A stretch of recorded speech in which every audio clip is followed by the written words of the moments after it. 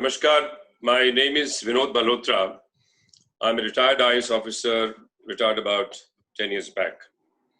And ever since been very closely associated with some of the educational institution groups, more out of my passion for this particular field and also very strong desire to keep on learning. And I couldn't think of a better platform than an educational institution or platforms of that kind, which could possibly give me a great opportunity to keep on learning. And I do intend to learn, keep learning, hopefully till my last breath. And it's been giving me a tremendous amount of enjoyment and pleasure. And apart from that, insight into several things which I was not able to do earlier. Last 10 years, or probably a little more than that, I've been observing the evolution of the education process, systems, institutions in our country. And I have no hesitation saying, and I think it's something which is very clear, evident to everybody, the kind of changes that have happened in the last 10, 15 years in the education landscape of India have been absolutely phenomenal. There have been some paradigm shifts in several areas in terms of content, in terms of pedagogical innovations, in terms of introduction of some very project-based learning as distinguished from the didactic style of learning. And another thing which probably has influenced this process is the impact of some of the international curriculums like IB and IGCSE, etc. And there's been some kind of fusion, and eventually the Indian education system really has benefited from that.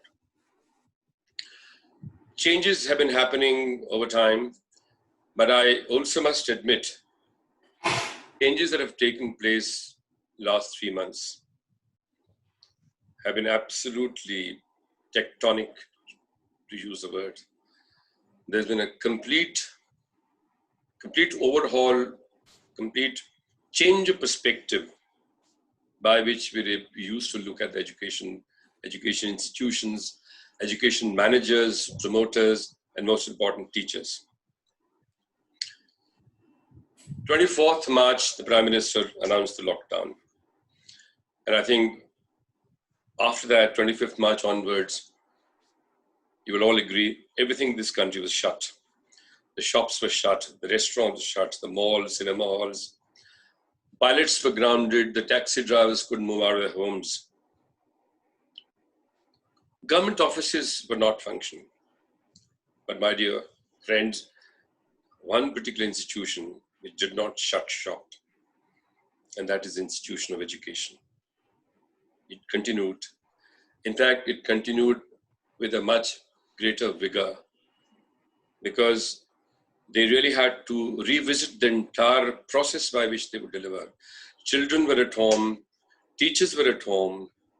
They could not connect with each other on a real-time situation, but students and the parent community wanted the education to continue as if things had not changed. Now, how do you imagine reinventing the entire process, the content, pedagogical situations, the manner of delivery to students whom you could not even see? But as they say, the necessity is mother of invention. Suddenly we found a large number of technological platforms mushrooming.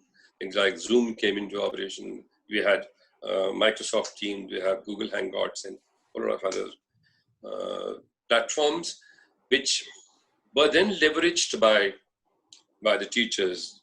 And that had to be done with a lot of imagination could possibly happen. Because none of them, large majority of them were not conditioned and used to that particular method of teaching. There's a great responsibility, and I have no hesitation saying that teaching community in India, and I'm sure it must be having the world over, took on this responsibility with such great elan, aplomb, and tremendous amount of excitement. It seems to me that one of the greatest treasure that we have in this country, I have, if not been exaggeration, state that our teaching community is a national treasure. We need to preserve that treasure with all our strength, with all our commitment. There is a great amount of opportunity for us, for our country, where we can all see that the typical economic activity, like the manufacturing, like the nuclear issues, or defense, the transportations, etc. It's typical brick and mortar kind of industry. Economic activity will take probably much longer time. But the word we all understand is now heavily moving towards knowledge economy. And I think this is a great opportunity for a country like India to harness its tremendous amount of intellectual capital, knowledge economy. And I think there's no reason why we can't become world leaders. Coming to the strength that we have, I think the teaching community really has to be given tremendous amount of respect, which is overdue. We don't pay them well. We sort of don't provide them the kind of facility that we should be doing, unlike the Western countries. Our old traditions are Guru Brahma, Guru Vishnu, Guru Devo Bhava, etc. But in real practice, do we do that? I think we need to restore that. Imagine the way the teachers completely reorganized, reinvented. They were not familiar with the kind of situation challenges that they were going to face. 40, 50 students sitting in their own respective homes, along with the parents sometime.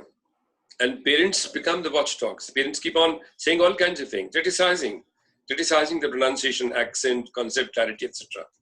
What the hell? I mean, the teacher has got to face all that. And then he or she's got to make that kind of adjustment to make sure she's not able to see the body language of the child. She's not even aware of what the child is doing, whether that absorption is happening or not.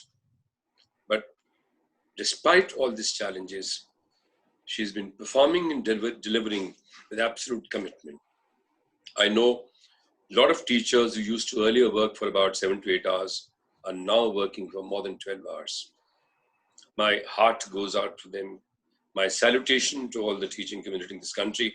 And I think it's time that we started respecting this great national treasure.